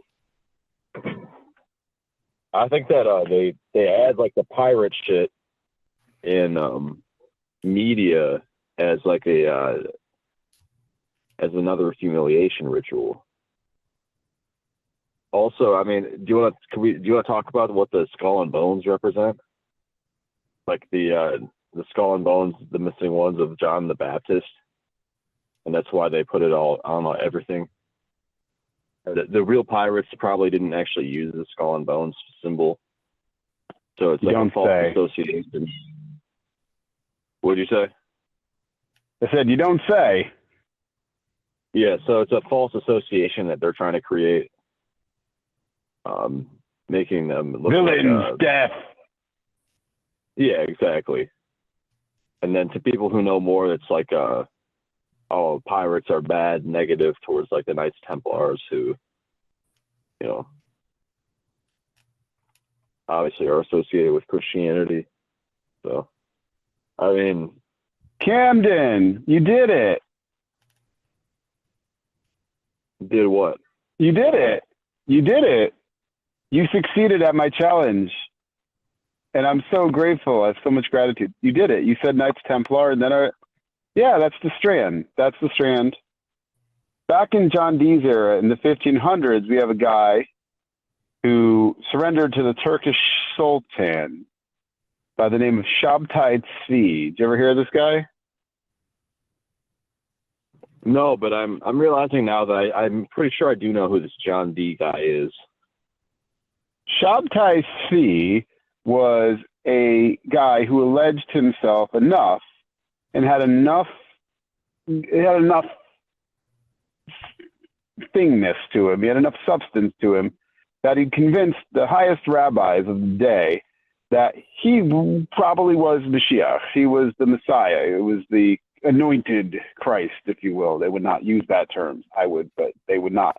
And he got himself into some problems with evidencing certain elements, and eventually he was put to task not by those rabbis, but by the Turkish Sultan, and said, well, if you're this, you better fly. He said, Islam, then Islam. I was acting, and I can't fly. I still might be the Messiah, but I can't fly. So rather than getting my head chopped, Islam. And then he revealed the whole thing was calculated and by design, and there was a reason that he did that, to start what they call, well, we would call it in Western occults, they would call it the left-handed path. He went into the Rakuda, or bringing order out of chaos, and eventually he did get taken out.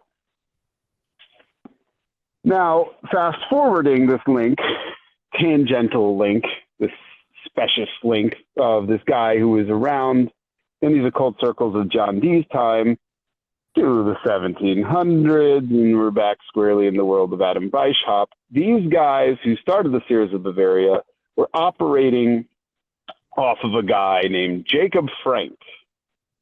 Jacob Frank insisted that he was the reincarnation of Shabtai Tzvi, and that he wanted to amplify every aspect of the Rakuda, break it down in order that something new should bloom. And it was on the Frankist mentality that you got factioning and fracturing around these occult and esoteric topics and agendas that then translate into currency, finance, and money that was moving in the hands of the Bauerberger Rothschilds, the 12 less seen families, and Adam Weishaupt.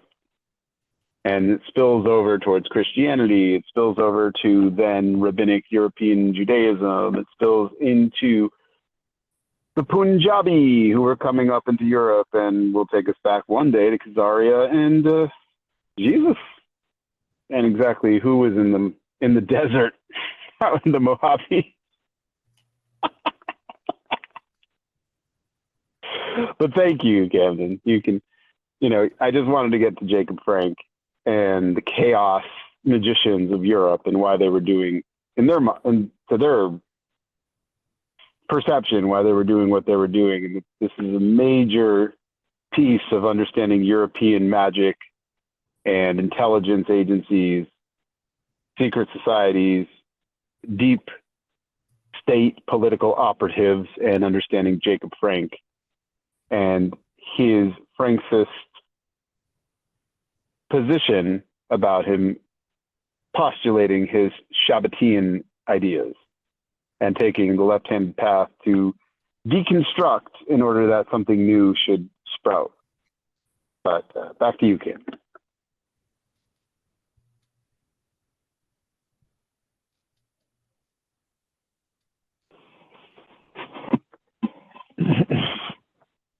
Do you see what I'm saying? Do you see the simple thing I'm saying?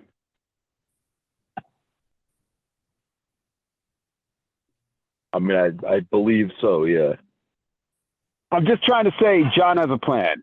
You know what I mean? John has a plan. Yeah. But what I mean is, yeah.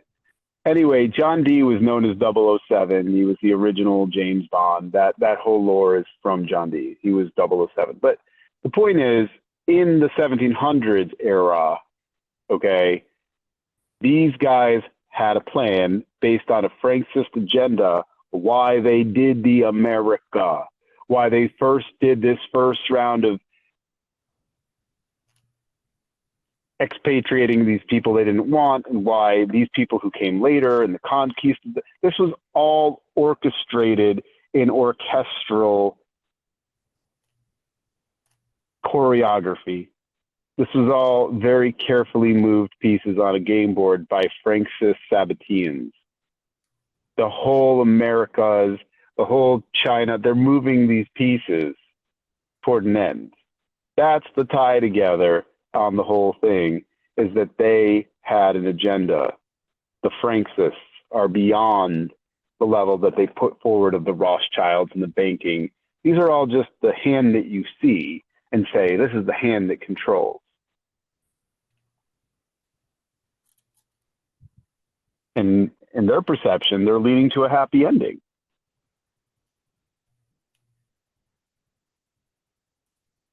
And not just a tug job that usually results in premature ejaculation. No, they're looking for a real happy ending, but they're probably not going to get it because they're not even really in control. Something else is moving them. So what's in the water? What's in the water? Because if you go down there and you careen around, either on car, on the land, or in a boat of some size, in the Curtic Sound, in the Pamlico Sound, in the Albemarle harbors, it's a very, very chillingly haunting and eerie place. Is it not, Jason?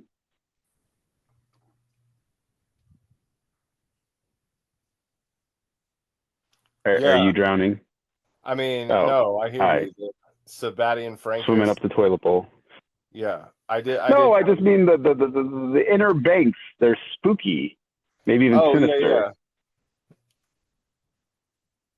They are.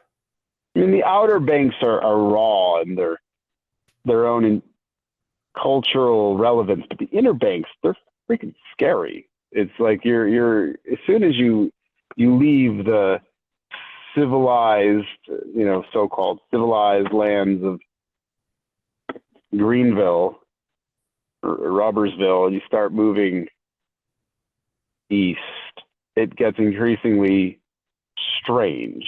Am I wrong in insisting that there's a residue left out there that is quite odd? No, I don't. I mean, I don't say it is strange. It's almost like we've both experienced this phenomenon where you're like west of Elizabeth City, kind of in that sector between Greenville, North Carolina, and Elizabeth City. It's like, that's like an endless, it's so strange. It's like, it's almost not even part of the world as it is. Like there's no. As it is. And they even sell us up here, especially in the north, when we do just general geography. It's like, oh, look, that's the border of North Carolina. It's like, that's a false border. That's a strange little barrier island. That doesn't really start till, a good 50 miles over there. What is that? That's a lot of strange inland water. Pardon me. Maybe the only thing that is as strange on this East Coast is maybe the Bay of Biscayne. Like, how is that just sitting there? Like, what is going on? Oh, well, this barrier, this outer bank, it just knows to keep the ocean and the. How? In the world? Well, we have miniature strangeness of that, here in West Haven, Connecticut, on a certain tier, but it's the same thing where sand meets land meets cement meets water. That seam is a seam so it seems that's not a very well sewn seam, and probably more of like a 45-degree angle of the Black Pearl or the Flying Dutchman, just stitching it together. Had a few more pearls that came there. Yeah. Do you see what I mean? In those open seas? It's unlikely.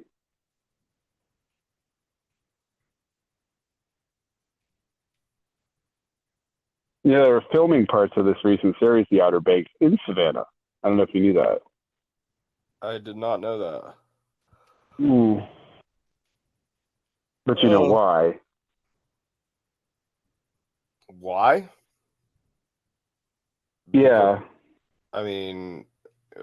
Basic answer, because of the film industry in Savannah. And why would they film it in the Outer Banks? I don't know. What do you mean? Why? Yeah, probably because, St. Simon is just so much better, because they were doing it in the actual Outer Banks and they started to peter out.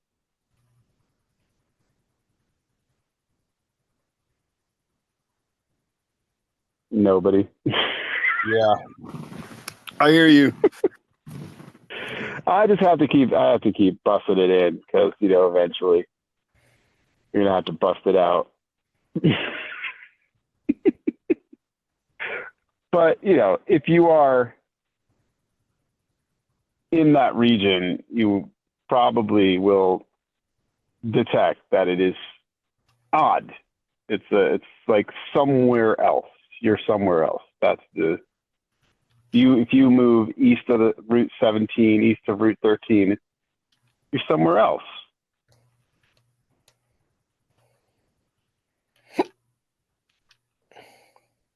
East. You want to go? You want to go, Camden? You want to go explore the Inner Banks? Yeah, I'm down. Yeah. So up at the top of all this, there's something I like to call the Great Abysmal Swamp, even though technically its name is the Great Dismal Swamp. And it seems like there's some kind of drain, while we're talking about all these oddities and the mud floods and Tartaria, there seems to be some great drain on the whole thing for these sounds. They have function inside of this system we find ourselves in that's got some great drain in the Great Dismal Swamp. You ever get close to the Great Dismal Swamp, Jason? Yeah, I have actually. I've been around most of that area, at least like the drive-through version. Kind of esoteric. Not in the occult way, in the literary sense. Some of these references are a little too esoteric even for this. But I'm just laying down the rails and seeds for the future. We'll make it make sense. We'll do our best anyway. What about a ferry? They have a ferry there on the Pamlico Sound. Yeah. Did you ever go out on it? No, I have not actually. Maybe field trip? Nope. Camden, Nope. You want to take a field trip? We could do the podcast out on the Pamlico Sound. I don't like ferries. Now, Camden. It's a little early to be talking about that, isn't it?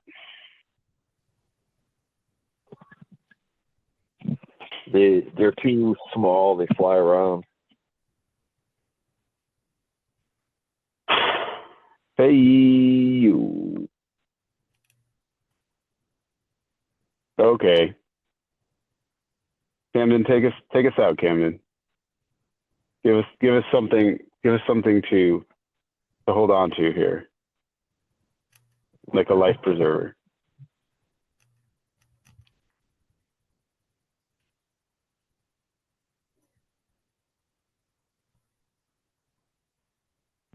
There's I was looking at Google Earth today, and there's been a lot of changes that they've made.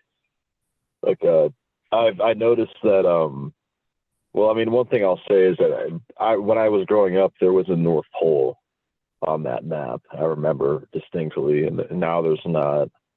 I'm not sure when that changed, but I also noticed Antarctica is massive now. Like if you go to Google Earth or like maps or anything like that, and you just kind of scroll down, you'll just see Antarctica. It's like 2 or 3 times thicker than I remember. Like they're basically showing us and saying that Antarctica there's more land there than what's even here, like on all of the known continents. It's pretty funny to me to see all of these things, because it's like, if you just kind of look at some of the least populated areas on the planet, usually there's like some hidden stuff around there. That's all I'm gonna say, I guess. I would like to give a man that I had the opportunity to have met a little shout out here. His tech powered some of the early ability for IBM to do what it did, and then he moved on from that. His name is Moshe Mazin. He wrote a book on that called Operation High Jump. Oh, I've heard of that. Yeah. Well, he wrote a book on Operation High Jump. I can't actually remember the name of his book title, but Moshe Mazin, Operation High Jump. You'll find his book. The name isn't quite coming to me after these concussions, but that's fine. But if you looked up Moshe Mazin, Operation High Jump, you will find his book aptly titled that speaks a lot about this. I just didn't have a way to say his name earlier, but when we were talking about all this pirates and whatnot, you just want to say Admiral Perry, just a little bit. Didn't I, Jason? Yeah, I thought you were going to, but I felt like it, but I just couldn't see how to work it in, Operation High Jump, that's Admiral Byrd, right? Yes, but the maps were originally made by Perry. It's much older. Okay, got it. Right. Admiral Byrd in the narrative allegedly he had enough. He had some cash. He went on an expedition. I was just going to say, somebody ought to go there and just figure this out, tell us what's really going on there already. It's not like it's the plot of any kind of funny movie or anything, German, Russian related. Sarah Palin, Jonah Hill. They didn't already do that, did they?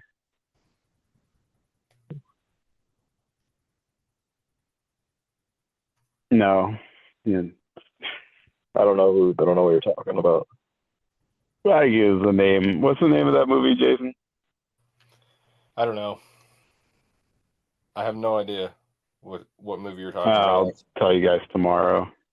It's got the fuck is wrong with me. I lost my fixed position on this chat like an hour and a half ago. Tina Fey, who also played the politician known as Sarah Palin. Why my brain was slipping that way, but Tina Fey, Jonah Hill. There's a movie, Iron Sky. That's not what it's called. It's rather close. I believe it's called Iron Sky, where they're in Antarctica. It's funny. Anyway, somebody ought to just go there and just, take a camera on a podcast, and just somebody just did that again, didn't they? Somebody just flew over the wall like a couple months ago. No, nobody. I thought I would have seen that. Oh, maybe go do some research. But he just flew over that wall again, or they took a drone over it or something. It was in the sub news just a couple months ago. They were somebody was either a drone or a plane, and they're like, we're gonna have to ground all aircraft, air travel, air safety. We're gonna have to put it where all these planes are crashing. Somebody tried to fly over the wall. They're going to answer for Camden's extra land. Yeah, this is a big thing in the sub news. Just a couple months ago, somebody got over the wall, and they were ready to talk about it. And then all of a sudden, airplanes just started crashing left, right, and center. You just have to ground all this air travel. It's very scary. It's very, for your safety, we need to put these airplanes back on the ground. Some pilots are getting crazy ideas. Well, I've heard some internet conspiracy under the 70th parallel south. Yeah, they heard some crazy internet conspiracy theories, and now they're trying to fly. Yeah, well, we're just a little bit over the 2-hour mark, so I feel like we were kind of Jason believes we sunk a long time ago. Yeah. But I mean, somebody ought to get some scuba gear and go fish a side of the sound, because yeah, this wasn't like the worst ever, though. You know, like there have definitely been worse podcasts than what we just did. That's for sure, and certainly less oh, informative. this is amazing. I mean, we did a beautiful thing. That's like Yeah. the colors of all sorts of pretty stars in the sky. Totally. I mean, one as far could as I'm say, concerned, one could say, it's fairly unrivaled in a certain degree. You know, honestly, one could sit with the contents of this little chat for many cycles and still be finding more to mine yeah, if they had a key to unlock our cryptoidal musings. You know, the only place allegedly in the known lands where crocodiles and alligators mingle is Florida, right? particularly in the tip. it's the The Everglades. oh yeah, yeah, south of the Tamiami. Just can't. Okay, you know what I'm saying? I'm just like saying, see you in a while, crocodile. Until later. Later, alligator, right? Oh, there it is. There it is. These fucking lizards. Who gave these lizards? Oh man, don't pull that one out. Who gave these goddamn lizards golf shoes? Fucking bloody hell. These are fucking each other, these slime-ridden creatures. God damn it. You're a fucking narcotics agent, I knew it. It was the advice of my attorney not to have this entire talk we did tonight, but those damn pirates prompted me. Yeah. That is the worst pirate I have ever seen in my life. Well, maybe it wasn't the worst podcast ever. In fact, that is, I stand corrected, the best pirate I have ever seen in my life. Yeah. All right, guys, you gotta wrap this up now because I want to get some food and it's gonna be 10 o'clock and the place is gonna close. Go for it. Well, if you go there and you are shocked that there is no rum, you'll know why. You'll know why. Well, until tomorrow, or in a altered dimension at 1900. It's always 1900 somewhere in the Great Sea. We'll speak to you again, potentially live on the 8th of November. Till then, salutations. May you sail swiftly to your ultimate destination.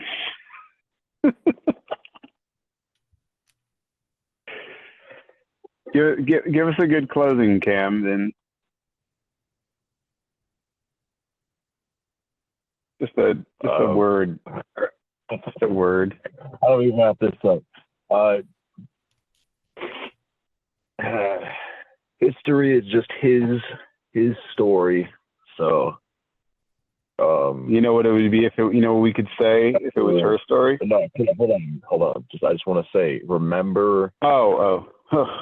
When you're gonna be like interpreting and looking at like especially like a mainstream perspective, remember that instance, remember that fact that it's his story, and just remember that whatever that you're interpreting, it's been altered by certain people, and then think about what it is that those specific people would want to do and how they would benefit from specifically altering things, and then you can kind of reverse engineer it. That's a lot of what this is like just independent people kind of like doing some research and figuring it out. Yeah. So a good example is like the pirates.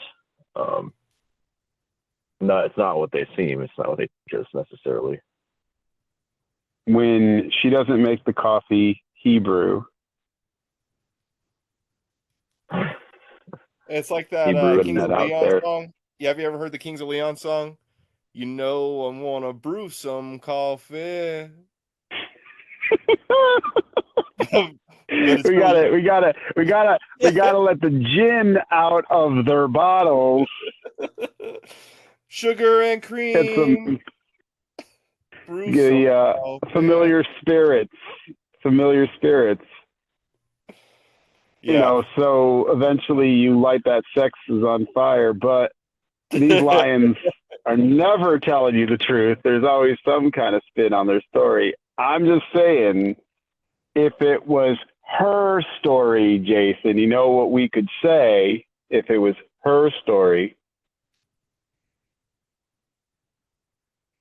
Well, we could say, yo ho, ho. Yo ho, it's a pirate's life for me.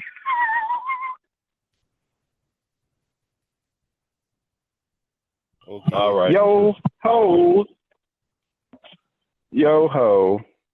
Okay. Okay. You know, these guys were printing their own coins, running their own ships. One could say they were holding court.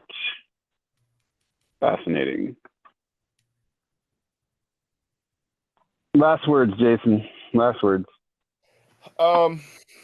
Last words for this evening. Well, I most certainly was a pirate, or I should say I mean, that's like essentially repugnant, but this soul that's playing this guy, that is me. Oh, I felt like you meant I. Yeah, was once on the high seas, and we're gonna do it a little different this time. And yeah, tune in tomorrow, folks, as we for more fractured fairy tale. Yeah. And we may have our Fae retell to tell you, or maybe we'll just go over more of like the legitimate history that most people are ignoring. You know, I don't know. Ignoring, that sounds a lot like a certain Hun. Yeah, he's yeah. We could have quite a show if he showed up tomorrow. We should invite him to our YouTube live. That's no, I do not. I don't. No, not yet. Not yet. Not yet. Well, anyway, shine on, you crazy diamonds. We know Shimon likes to keep Yeah, we polish. appreciate you guys, and I love you guys. I love you all. So, see you tomorrow. Mukti. See everybody. Appreciate everybody. Okay, so if you are still of sound sanity of any kind after this,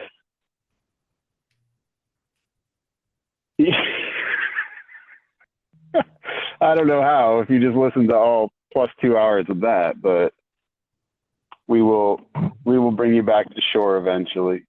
Stick with us. We have a lot more to come and a lot of strange things to clarify. Good night. We'll keep the light on.